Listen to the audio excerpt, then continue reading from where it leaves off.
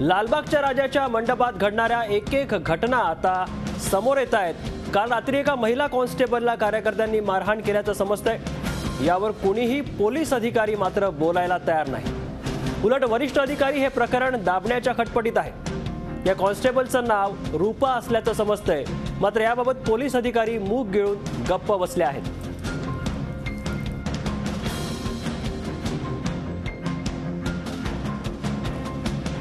लालबागच्या राजाच्या मंडळाच्या कार्यकर्त्यांची एक दादागिरीचे एक प्रकार आता समोर यायला लागलेत। आपल्यासोबत आहेत आमचे प्रतिनिधी विनोद पाटील, त्यांच्याकडनं सविस्तर माहिती घेऊया।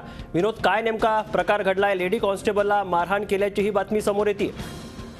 पंकज, जर आपण बघितलं तर 3 दिवसांपासून लालबागच्या राजाच्या दरबारात जो काही धिंगाणा घातलाय त्याच्या कार्यकर्त्यांनी, लालबाग ट्रस्टच्या मंडळाच्या काही कार्यकर्त्यांनी, तर ते आपल्या दृश्यांमधूनही दिसून आलंय आणि याच्यावर कळस गाठलाय तो म्हणजे काल रात्री एका लेडी कॉन्स्टेबलला लालबागच्या कार्यकर्त्यांनी धक्काबुक्की केली आणि हे प्रकरण संपल्यानंतर त्या लेडी कॉन्स्टेबलने, ती प्रशिक्षणार्थी कॉन्स्टेबल आहे, ती नागपूरची आहे आणि तिने या संदर्भात वरिष्ठांकडे तक्रार केली आणि याची तक्राराची दखलही घेतली गेली। परंतु काही वेळानंतर लगेचच सीसीटीव्ही फुटेज चेक करण्यात आलं आणि धक्काबुक्की झाली नसल्याचं वरिष्ठांनी त्या लेडी कॉन्स्टेबलला सांगितलं।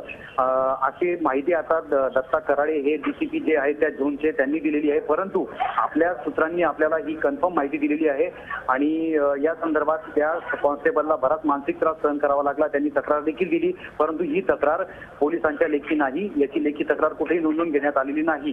त्याच्यामुळे हे प्रकार वाढतच चालले आहेत। एका लेडी कॉन्स्टेबलला लालबागच्या राजाच्या ट्रस्टच्या कार्यकर्त्यांनी धक्काबुक्की केली आणि ती सुद्धा दखल पोलीस घेत नाहीयेत, हे एकदम गंभीर आहे। पंकज, नक्की विनोद, आपण सातत्याने हे दृश्य दाखवतोय, आपण सांगताय ती देखील एक घटना आहे। इतक्या सगळ्या घटना ताज्या असताना पोलीस का नेमकं पाठीशी घालतायत असं वाटतं?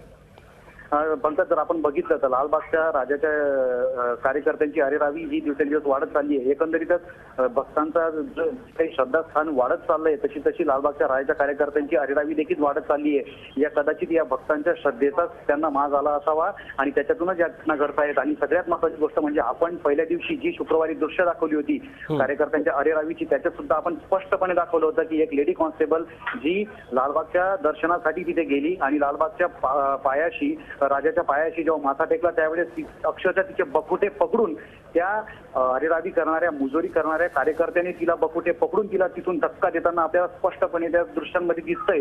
तर याच्यावरून आपल्याला लक्षात येईल की कालचा इन्सिडेंट ज्या वेळेस एखादी लेडी कॉन्स्टेबल कार्यकर्त्यांच्या झुंडीत सापडली असेल तेव्हा तिची काय अवस्था असेल, कारण की आपण दृश्यांमध्ये पहिल्या दिवशी स्पष्टपणे दाखवलं होतं, सगळ्या महाराष्ट्राला आपण हे दाखवलं होतं। त्याच्यामुळे कालचा जो काही प्रकार घडला असेल तो किती गंभीर असेल। आणि सगळ्यात महत्त्वाची गोष्ट, तुम्ही जो प्रश्न उपस्थित केला की कशाच्या भोवती हे दाबलं जातंय हेच कळत नाहीये। मुळात जे कनिष्ठ अधिकारी आहेत त्यांच्यामध्ये प्रचंड रोष आहे, कारण कार्यकर्त्यांना रोज सामोरे जात असतात, 12-12 तास ड्युटी करताना त्यांना, या कार्यकर्त्यांना म्हणजे जे काही भाविक आहेत त्यांच्या गर्दीला त्यांना तोंड देता देता नाकेनऊ येतं आणि वरून या कार्यकर्त्यांची मुजोरीही त्यांना सहन करावी लागते, कारण त्यांच्यावर राजकीय वरदस्त आहे आणि हे प्रकरण चिघळू नये, याचे काही रिपॉकशन्स होऊ नये, त्याच्यामुळे वरिष्ठांनी हे दाबण्याचा प्रयत्न करत आहेत, कारण की वरिष्ठांना थेट त्या कार्यकर्त्यांना सामोरं जावं लागत नाही, त्यांना कुठलाही। नक्की विनोद, मुद्दा अखेर या कार्यकर्त्यांच्या मुजोरीचाच आहे, मस्तीचाच आहे। आपण सातत्याने या बातम्या दाखवतो, त्यानंतर कुठेतरी हा प्रकार कमी व्हायला हवा होता, मात्र सातत्याने हा प्रकार वाढताना दिसत आहेत। रोज नवनवीन बातम्या या कार्यकर्त्यांच्या मुजोरीच्या येत आहेत। कशाचं हे लक्षण समजावं? तेच की लालबागच्या राजाला दिवसेंदिवस त्याची वाढत जाणारी प्रसिद्धी, तिथे होणारी अलोट गर्दी, याचा फायदा ते कार्यकर्ते घेत आहेत। त्यांना असं वाटतंय की आपल्याशिवाय, आपल्या लालबागच्या राजाशिवाय भाविकांना दुसरा गणपतीच नाही किंवा दुसरं श्रद्धास्थानच नाही की काय, अशी मुजोरी त्यांच्यात आली असावी, असा दृष्टिकोन त्यांच्यात आला असावा आणि त्याच्यातूनच वाढत जाणाऱ्या श्रद्धेपोटीच त्यांच्यात पण मुजोरी वाढत जाते, असं एकंदरीत चित्र दिसतंय। पंकज, नक्की धन्यवाद विनोद दिलेल्या सविस्तर माहितीबद्दल। झी 24 तास, एक पाऊल पुढे।